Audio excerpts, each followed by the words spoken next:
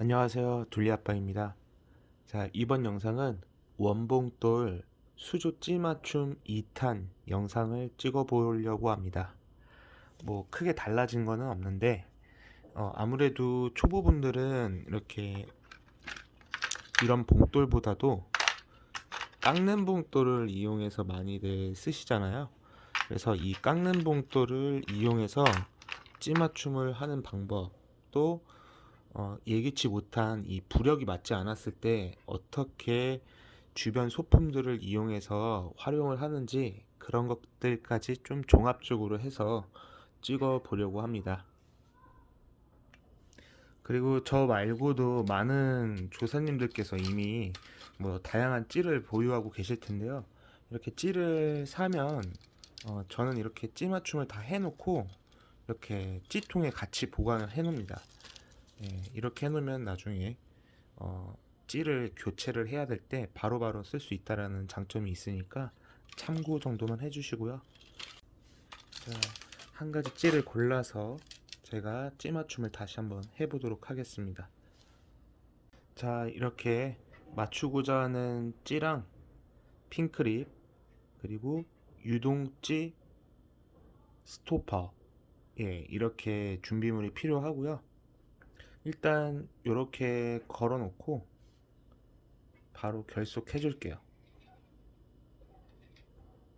주간케미, 이거는 군계일학 대자인데요. 이것과 무게가 같은 전자찌나 아니면 뭐 젤케미, 그거를 사용하시는 게 찌맞춤의 무게 변화나 뭐 그런 것들을 조정을 나중에 안 해도 되니까 웬만하면 같은 무게, 거의 얼추 비슷한 무게를 사용하시는 게 좋습니다. 자, 이렇게 해가지고 대략적으로 이제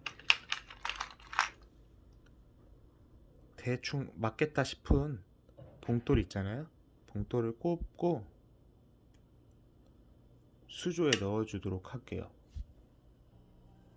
자, 대충 요거랑 이렇게 해서 넣어 볼게요. 처음에는 보통 본인이 갖고 있는 봉돌 중에 대충 이게 맞겠다 싶은 거를 이렇게 넣어 봅니다. 그러면 봉돌 무게가 너무 무거우면 이렇게 가라앉게 돼 있습니다. 자, 이럴 때 선택해야 되는 것, 봉돌에 더 작은 게 있으면 작은 걸로 바꿔봐 주고, 아, 이게 제일 작은 건데 하면 이때부터 깎으면 되는 겁니다. 근데 저는 조금 더 작은 봉돌이 있기 때문에 자, 이렇게 좀 사이즈를 작은 걸로 해서 다시 수조 위에 넣도록 하겠습니다. 자, 이거는 또 이렇게 몸통이 다 나와서 부력이 더 높다는 걸 보여주고 있습니다. 그러면 어떤 걸 선택을 해야 될까요? 여기서도 두 가지 방법이 나와요. 아까 앞전에 넣었던 이 봉돌을 넣어서 얘를 깎을 것인가, 아니면 여기에 무게를 추가해줘서 찌맞춤을 할 것인가, 이 두 가지를 고민을 해봐야 되는데, 자, 이런 핀도레 있잖아요. 이 핀크립이랑 도레가 같이 엮여 있는 게 있습니다. 요걸로 한번 추가를 해서 다시 수조에서 확인을 해 볼게요. 자, 그냥 별거 없고 이 핀크립을 아예 빼주는 거예요. 얘를 빼주고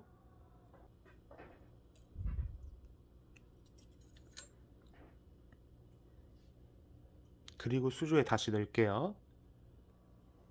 자, 수조에 넣었더니 어떻게 이렇게 딱 맞아 떨어지죠? 다시 볼게요. 쭉 떨어지다가 이렇게 케미 고무 완전 잠김 상태가 됐어요. 케미만 노출됐죠.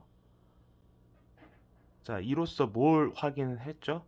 전에 바로 전 단계에서 저 핀도레가 아니었을 때는 찌 몸통이 다 이제 찌탑이죠. 찌탑이 전부 다 노출된 상태였습니다.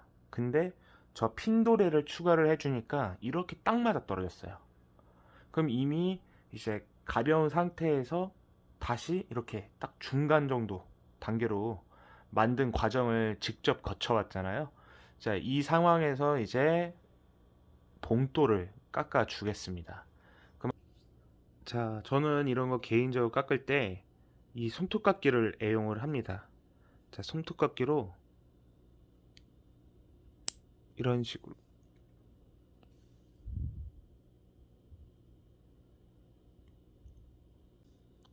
깎아주고요. 너무 많이 깎으면 또 무게를 추가해야 되니까 너무 무리하게 깎지 말고 다시 수조에 넣어서 확인하는 그런 과정을 수시로 거쳐야 되겠습니다. 자, 깎은 거를 수조에 넣도록 하겠습니다.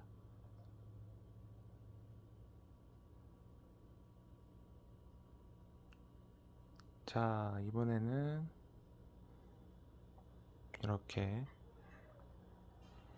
대략적으로 5목 정도가 나왔습니다. 자, 여기에서 대좌 쉐링을 하나 박아주면 한 목에서 한 목 반 정도 나올 것 같습니다. 자, 한번 확인해 보겠습니다.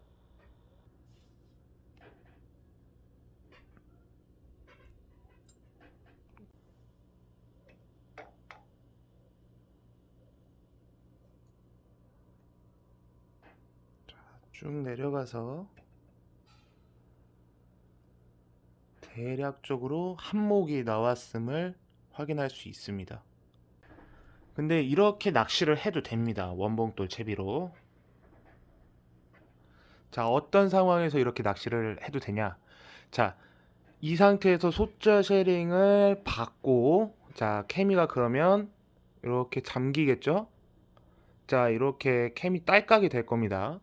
지금 표면 장력 때문에 이렇게 잡혀 있는데, 이렇게 만약에 찌맞춤을 완성을 했다.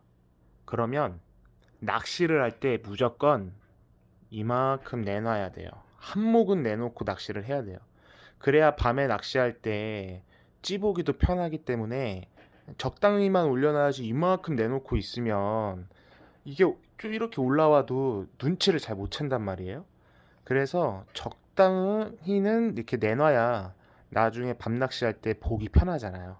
그래서 케미 딸깍 이렇게 맞추는 건데 지금 현재 상태에서는 지금 찌맞춤 상태가 한목 노출이 되어 있어요. 자, 한목 노출로 되어 있는데 자, 이거의 장점은 굉장히 예민하다는 거죠. 그에 반면 불안정할 수 있다. 근데 물 흐름이 강한 곳에선 이렇게 찌맞춤하고 이대로 낚시를 할 경우에는 안 돼요.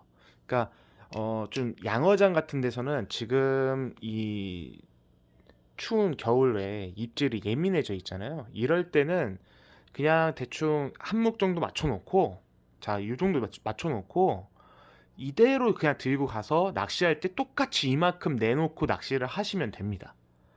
그러면은 이제 잔잔한 데에서는 입질이 굉장히 예민하니까 봉돌은 무조건 떠 있을 거예요. 봉돌은 무조건 수면 위에 떠 있는데 바늘 목줄을 좀 8cm 이상으로 좀 길게 쓰셔갖고 이렇게 바늘이 사선 슬로프 지게끔 만들 수 있는 그런 상태입니다. 그러니까 이렇게 하셔도 되고 원래 정석은 여기에서 소자 쉐링을 꼽아줘서 소자 쉐링을 추가해줬다고 가정을 할게요. 자, 했다 치고 이렇게 소자 쉐링을 추가해서 케미 딸깍을 만들고 요거를 낚시를 할 때는 이만큼 내놓고 낚시하는 걸로 자, 그렇게 하셔야 됩니다. 낚시할 땐 요렇게 내놓고 낚시하고 찌맞춤은 아까처럼 자, 이렇게 딸깍이 돼 있는 게 보편적인 원봉돌 찌맞춤이에요. 예민하고 근데 지금 현재 기준 현재는 지금 찌맞춤 상태가 이렇게 한몫되어 있죠. 근데 지금 같은 시기에는 좀 예민하게 낚시를 할 필요성이 있기 때문에 이렇게 한몫을 내놓고 낚시할 때도 똑같이 이렇게 한몫을 내놓고 낚시를 하시면 된다 이겁니다. 대신 목줄은 무조건 한 8cm 이상. 그러니까 그냥 대충 모르겠다 싶으면 제 손가락이 좀 짧은 편인데 가운데 손가락 있잖아요. 요 정도에서 이 굳은 살 있는 쪽 이쪽까지 그 정도, 요 정도 길이만 빼주시면 예, 봉돌이 위에 살짝 떠 있는 상태거든요. 지금 이 상태로 낚시를 하게 되면 봉돌이 살짝 떠 있을 거예요. 그래도 바늘 목줄은 이렇게 누워서 슬로프를 지면서 바늘은 땅에 닿아 있고요. 그래서 좀 더 봉돌의 무게, 그 무게를 통해서 이물감을 붕어가 덜 느낄 수 있는 그런 상태의 찌맞춤이라고 할 수 있습니다.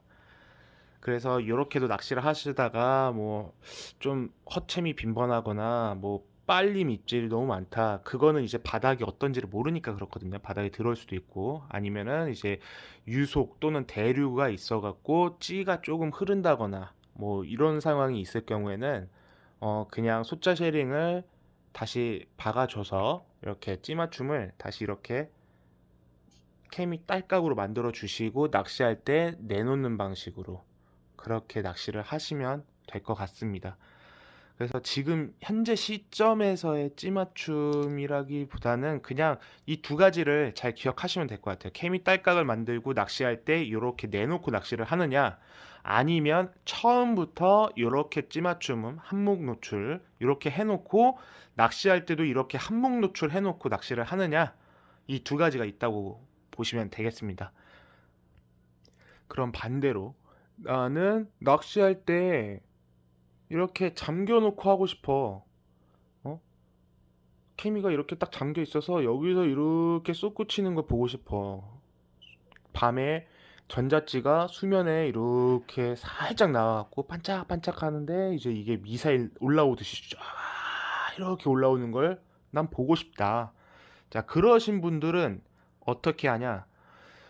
여기에다가 그냥 대좌 쉐링을 하나 더 박아주시면 돼요. 대자, 방금 여기에 들어가 있던 그 대자 쉐링 있잖아요. 그거를 하나 더 꼽아 주시고 낚시할 때도 그냥 케미만 물밖에 살짝 나오게끔 해놓고 낚시를 하시면 된다는 겁니다.